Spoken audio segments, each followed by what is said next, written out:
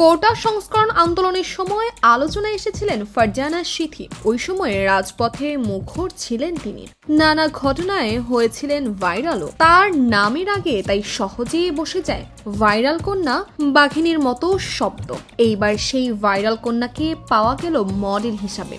অবশ্য কয়েকদিন ধরে গণমাধ্যমে প্রকাশ পাচ্ছে তার আসিফ আকবরের গানের মডেল হিসাবে অংশ নিচ্ছেন তিনি। তবে এরই মধ্যে গানটির শুটিং শেষে মুক্তি পেয়েছে। সিথির সঙ্গে গানে সহ মডেল হিসেবে আছেন শেখ সাদি। গানের সুর ও সঙ্গীত করেছেন রাজীব এবং মোনা। আসিফ আকবরের সঙ্গে কণ্ঠ দিয়েছেন মুম্বাইয়ের নিকিতা গান্ধী।